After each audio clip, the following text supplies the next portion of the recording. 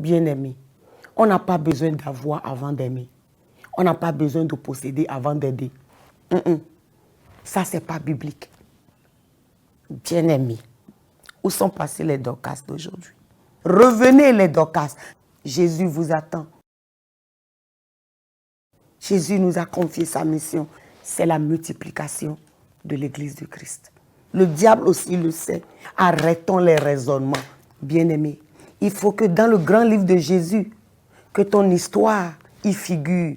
La vraie reconnaissance vient de Dieu. Dorcas a été une héroïne de son temps à Jopé.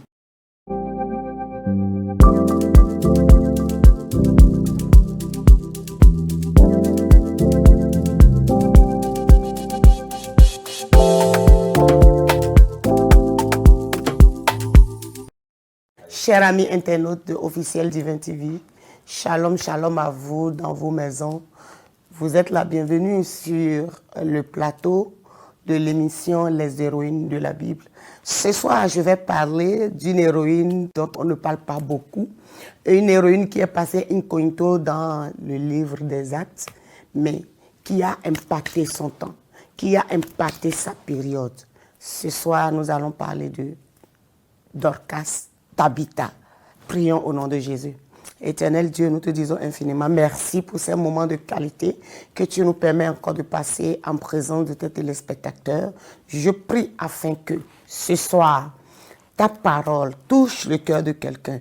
Ta parole fait relever quelqu'un. Ta parole amène quelqu'un à croire encore que c'est encore possible. Fais-le pour la gloire de ton Saint-Nom. Au nom de Jésus-Christ de Nazareth, j'ai prié. Amen.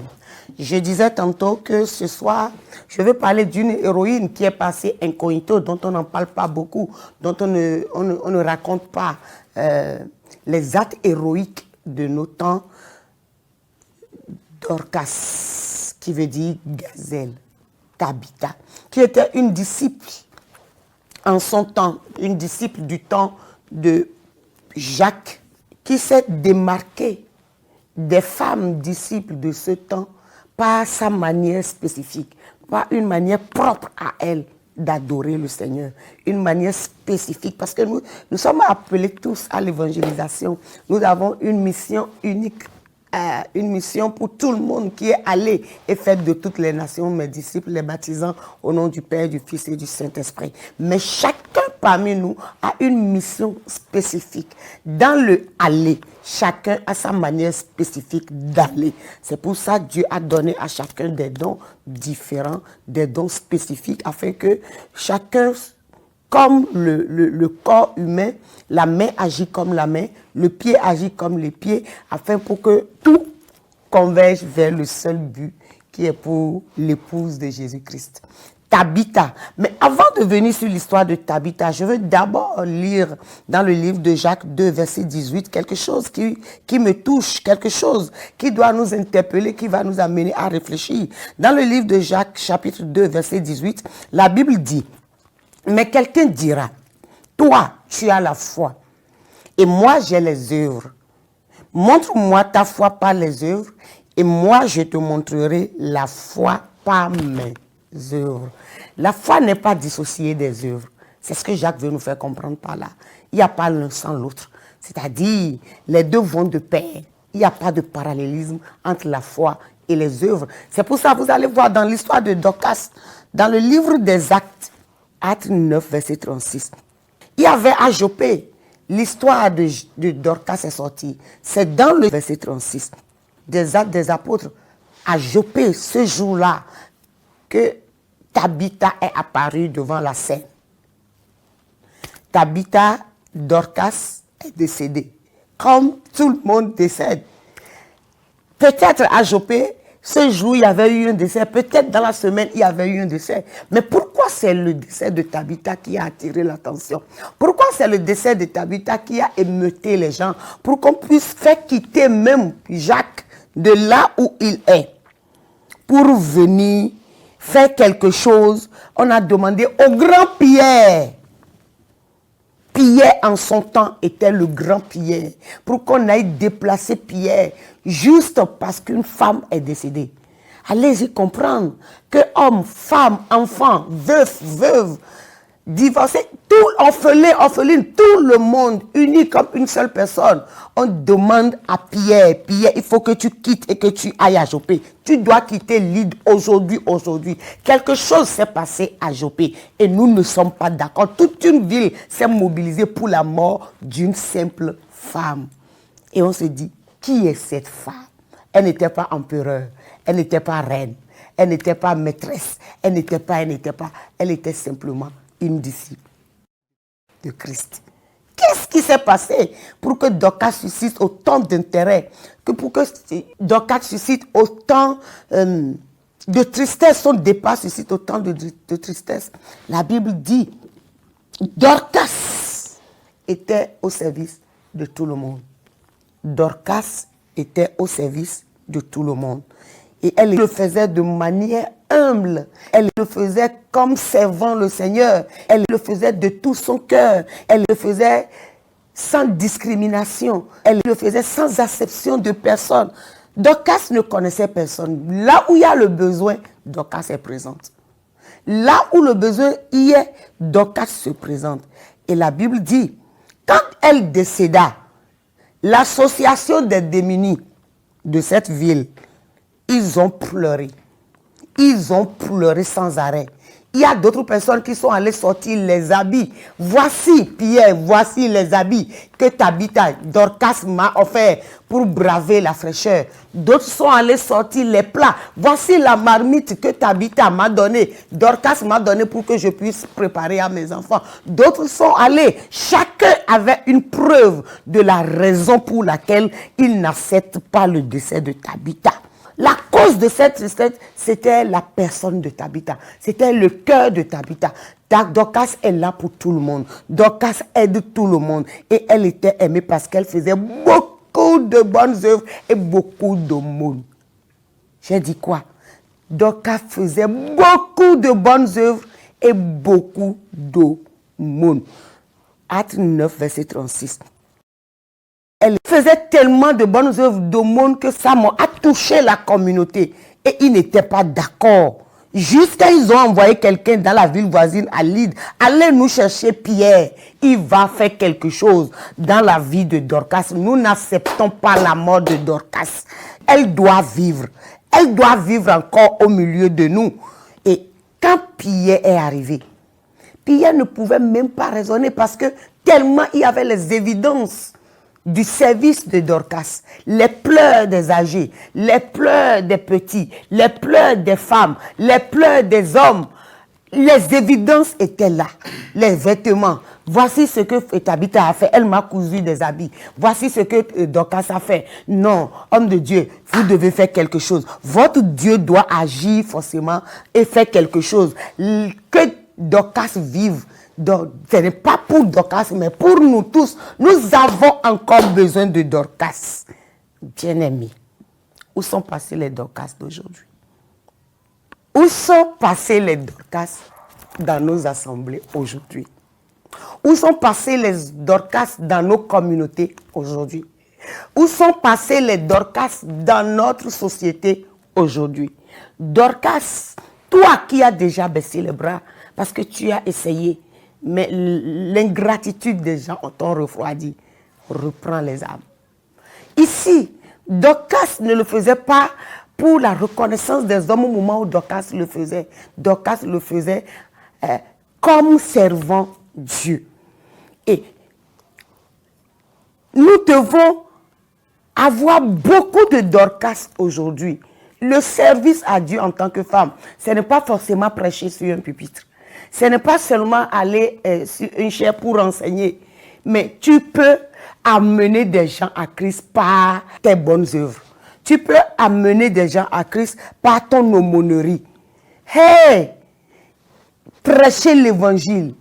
Et prêcher l'évangile avec l'essentiel, avec des évidences aujourd'hui. Ce n'est pas seulement aller dire à quelqu'un Jésus t'aime. Mais tu vas prêcher l'évangile à quelqu'un et tu lui apportes la solution à ses problèmes.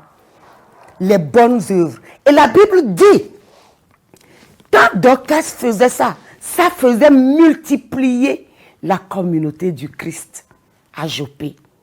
Les gens venaient à Christ. Les gens sont touchés par rapport à ce que Dorcas faisait l'apport de Dorcas dans leur vie. Dorcas pleurait avec ceux qui pleuraient. Dorcas gémissait avec ceux qui gémissaient. Dorcas riait avec ceux qui riaient. Il était là où le besoin se faisait sentir. Les démunis se sont sentis aimés.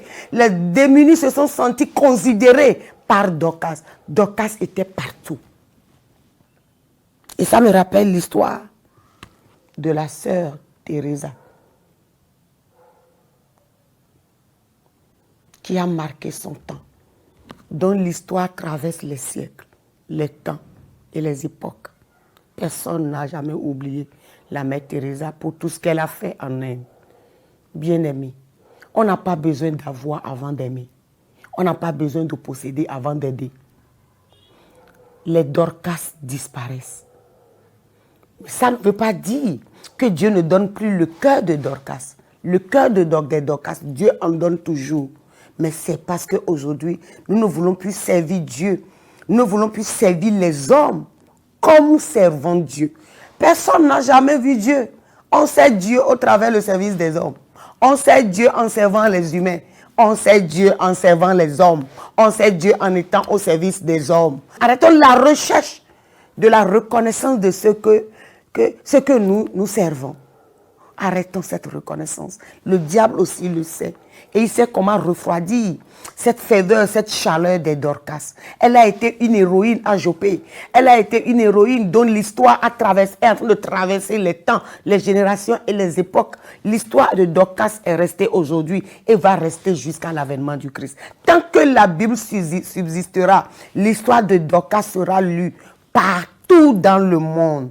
Bien-aimé, Dorcas l'avait fait en son temps. Mais le Dieu qui a donné le cœur à Dorcas, le Dieu qui a donné la volonté, la détermination, le courage, la volonté de le faire à Dorcas, ce Dieu continue de le donner. Arrêtons les raisonnements dans nos cœurs. Ne dis pas que tu en as fait assez. L'évangile, annoncer l'évangile, se fait d'une manière très efficace quand on y va avec des évidences. Quand tu vas apporter la solution aux démunis et tu leur prêches Christ, ils ont déjà mangé, ils sont rassasiés, ils vont écouter ta parole. Quelqu'un qui meurt de froid et que tu lui trouves quel habit porter pour braver le froid et tu lui dis Jésus-Christ t'aime. Tu viens de lui manifester vraiment l'amour de Jésus-Christ en réglant un problème pour lui. Les Dorcas disparaissent. Revenez les Dorcas. Je vous ressuscite ce soir. Ne faites pas attention à ces flèches que l'ennemi utilise pour vous refroidir, pour vous faire baisser les bras. Le prix à payer, c'est l'ingratitude des hommes. Le prix à payer, c'est la non-reconnaissance des hommes. Mais nous ne le faisons pas pour les hommes, nous le faisons pour Dieu. Parce que la Bible dit, toutes les fois que vous le faites pour un de ces petits, c'est à moi que vous le faites. Bien-aimé, quand vous allez dans le camp des démunis, quand il y a un démuni dans ton quartier, quand il y a un démuni dans ta communauté, quand il y a un démuni dans ton assemblée, tu dois te dire, c'est mon travail. Il m'incombe de régler ce problème. Je ferai ce que je peux faire. Je peux me dépouiller pour que lui puisse être satisfait. Dorcas n'avait rien, mais Dorcas était l'héroïne de tous les démunis. L'association des démunis de Jopé avait une héroïne en son temps. C'était Dorcas. Dans ton assemblée, est-ce que tu as une référence pour les démunis dans ton assemblée? Il y en a partout, dans toutes les assemblées, dans toutes les communautés, dans toutes les sociétés. Il y a les démunis. Il y en avait eu, il y en a et il y en aura toujours. Et Dieu pourvoit toujours à ces personnes. Vous savez, Jésus-Christ dit, il aimait rester dans la présence des pauvres et des démunis. Heureux les cœurs brisés. Jésus nous a confié sa mission, une mission noble d'être au service des démunis, de manifester le cœur d'aumônier en nous. Le cœur d'aumônier, pas aider les gens en les regardant de haut, non. Pas aider les gens en les mettant à leur place, non. Pas aider les gens en les considérant comme des pauvres, non. Mais être au service de ces démunis. S'il y a une nuance, être au service, c'est-à-dire tu te mets à une position inférieure à eux pour pouvoir les servir. Ça booste, ça donne la chaleur de l'amour de Christ. Et ça manque dans l'église aujourd'hui. Il y a tellement de classifications dans nos assemblées aujourd'hui. Et on se dit, dis-moi qui tu fréquentes, je te dirai qui tu es. Ça, c'est pas biblique. Les disciples se chamaillaient entre eux pour savoir qui était le plus grand. Qui était le plus grand, le plus aimé. Jésus, on est 12, nous sommes tes disciples. Mais parmi nous, comme dans une classe, il y a toujours un premier, il y a un dernier. Qui est le plus grand? Et Jésus leur a répondu. Et aujourd'hui, c'est encore d'actualité. Jésus leur a dit que le plus grand soit le serviteur de tous. Quand tu sais ton pasteur et tu crois que c'est ça, c'est les bonnes œuvres. Ce n'est pas encore ça. Quand tu sais les diacres, quand tu sais les gens élevés en dignité et tu te dis non, mais je fais les bonnes œuvres.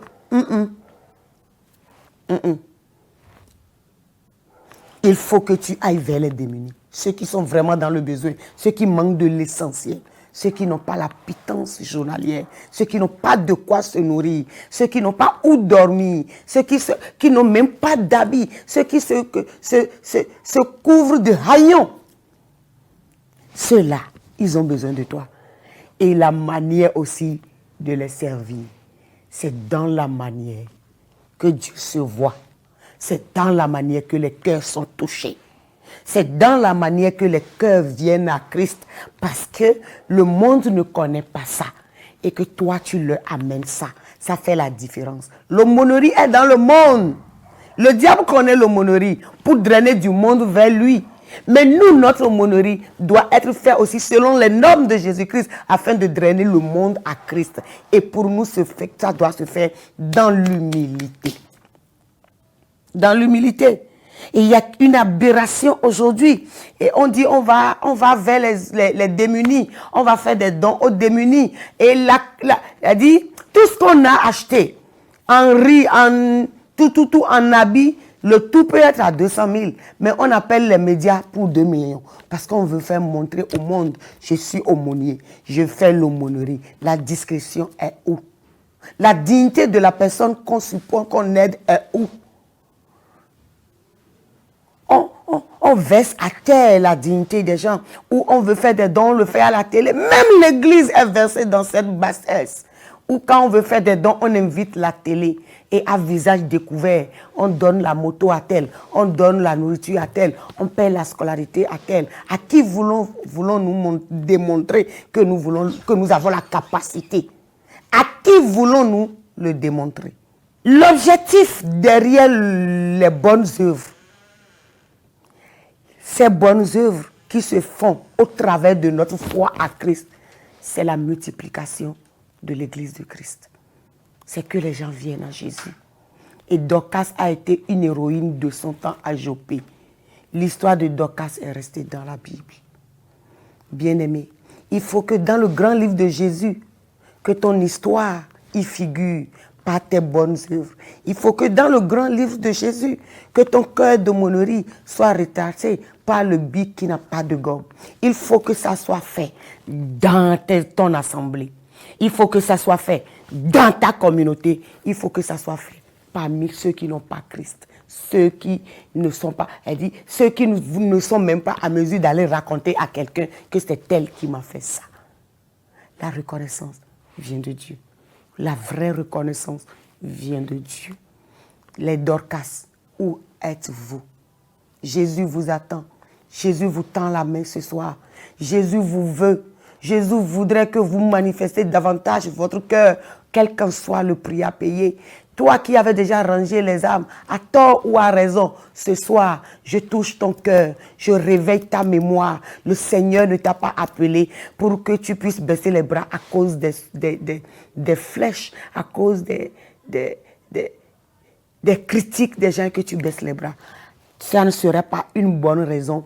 Ce jour où on ouvrira le grand livre, ça ne sera pas une raison valable devant le Seigneur. Fais-le pour le Seigneur. Fais-le pour le Seigneur. Fais-le pour le Seigneur. Dorcas, tu te reconnais. Le Saint-Esprit te connaît. Le Saint-Esprit te reconnaît. Et par moi, il touche ton cœur ce soir.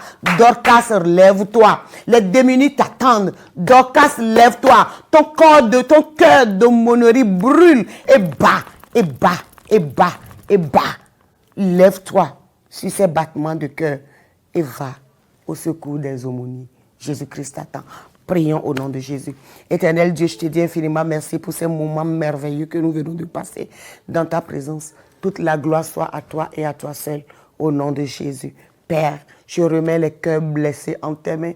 Toi qui cicatrises les cœurs, pense ces blessures, cicatrise ces cœurs afin qu'ils puissent se lever comme une seule personne pour aller au front pour toi, pour les démunis. Au nom de Jésus-Christ de Nazareth, nous avons prié. Amen. Shalom.